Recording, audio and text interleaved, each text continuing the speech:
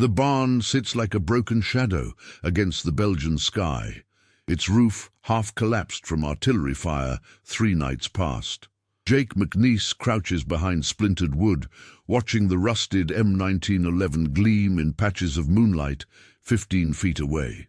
December 1944, and the pistol belonged to Lieutenant Morrison, who now shivers in the corner with a leg wound that smells of infection and approaching death.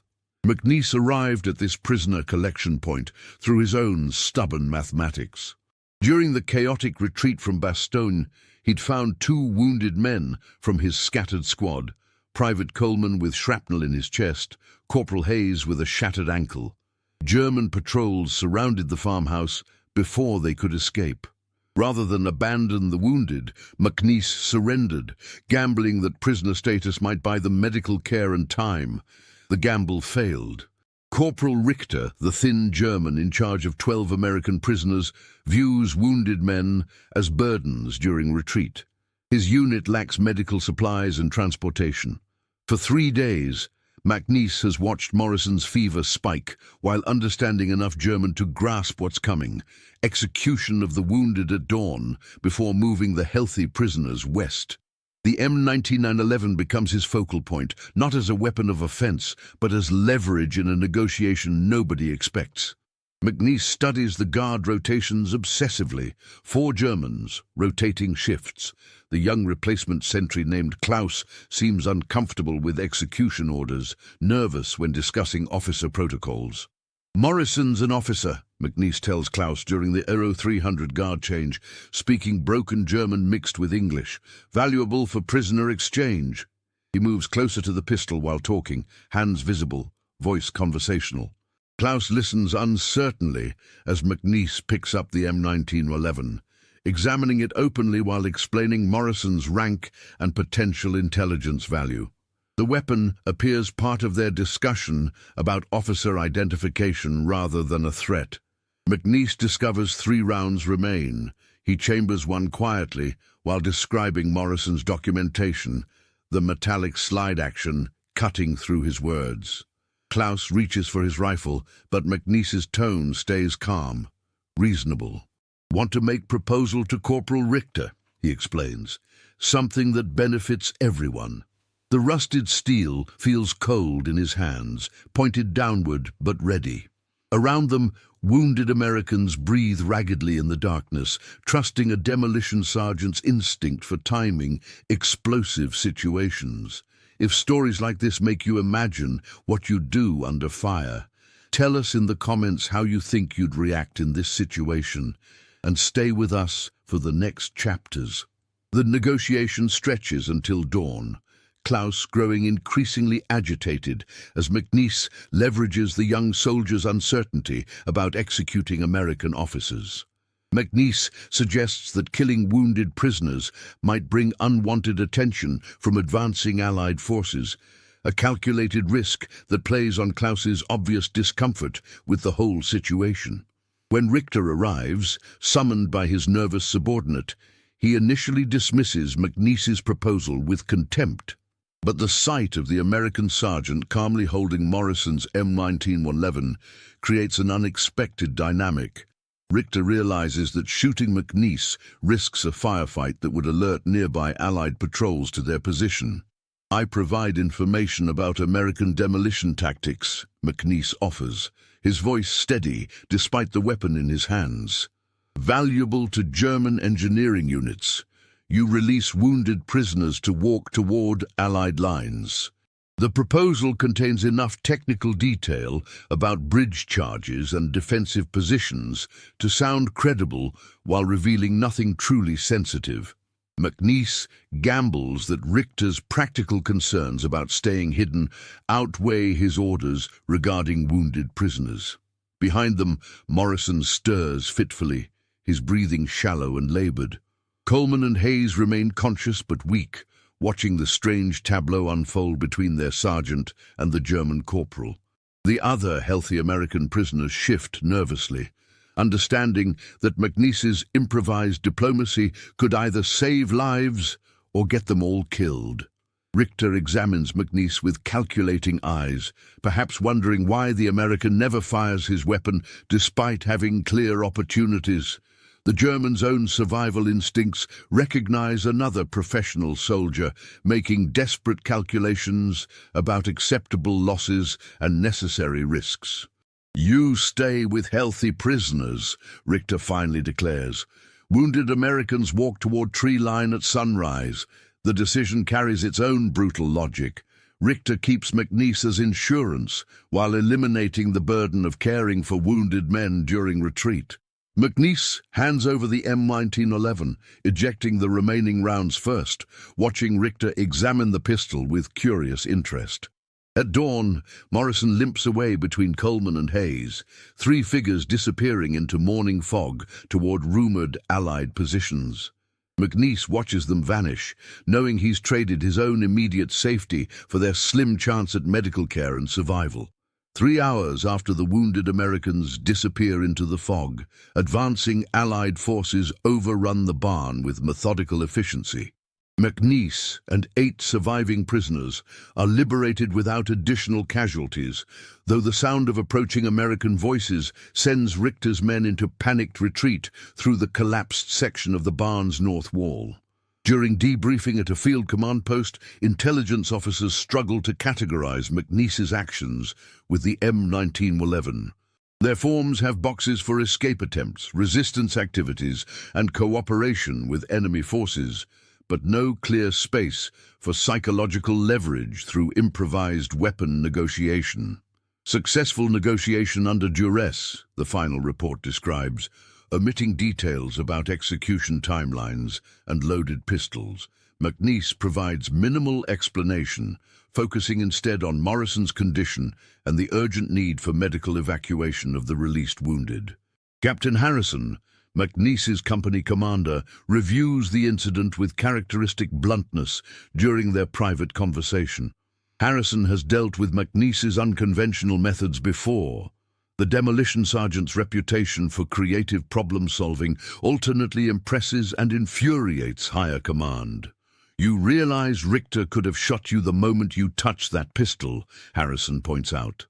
"Could have shot us anyway at dawn," McNiece replies, his voice carrying the flat certainty of a man who calculated his odds carefully. Morrison was dying. Coleman and Hayes needed medical attention. Sometimes you gamble with what you've got. Harrison nods slowly, understanding the brutal arithmetic of prisoner situations. The captain has read enough after-action reports to recognize that survival in German custody often depends on individual initiative rather than official protocols. 2 weeks later, word arrives through Red Cross channels that Morrison, Coleman, and Hayes reached Allied medical facilities. Morrison requires extensive treatment for his infected leg wound, but all 3 are expected to recover.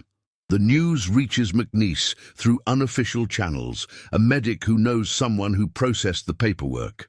Would you follow the orders exactly, or trust what your own eyes and instincts tell you in a moment like this? Comment which path you'd take, and share this episode with someone who loves real human stories from history. Weeks after liberation, McNiece finds Morrison in a field hospital near Luxembourg, the lieutenant recovering on a narrow cot with his leg elevated and properly bandaged.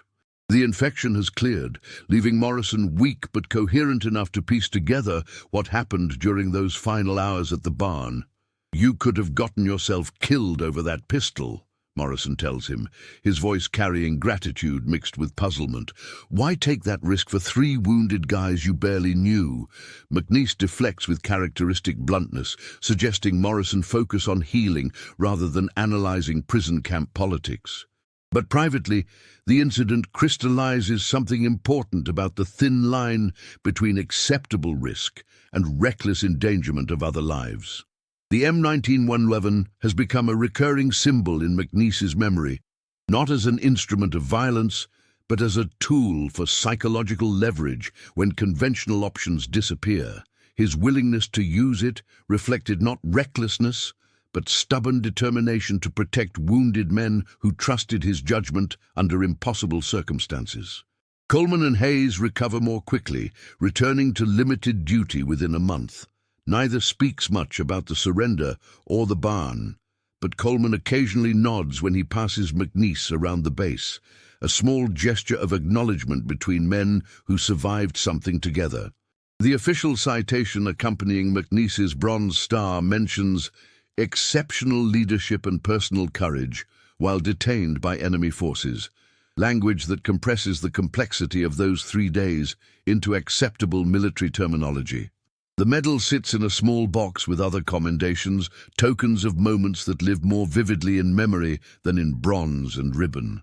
Captain Harrison forwards the paperwork without editorial comment, though he notes McNiece's growing reputation among both enlisted men and officers as someone who finds solutions outside normal protocols. That reputation brings both respect and wariness, admiration for his results, concern about his methods. Late at night, McNiece sometimes hears the sound of the M1911's action cycling, the metallic snap that cut through his conversation with Klaus. The weapon's 3 rounds represented the margin between successful negotiation and catastrophic failure, a reminder of how combat leadership often depends on calculated gambles with inadequate information. The central secret McNiece never shares in official debriefings emerges only through fragments, moments of hesitation he reveals to no one, not even Morrison. During that long negotiation with Klaus and Richter, McNiece came within seconds of firing the M1911, not at his captors, but into the air to create chaos that might allow the wounded Americans to escape in the confusion. The calculation terrified him.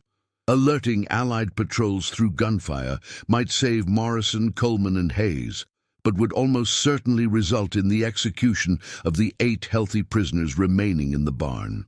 McNiece found himself weighing 3 wounded lives against 8 healthy ones, a moral arithmetic that had no clean solutions.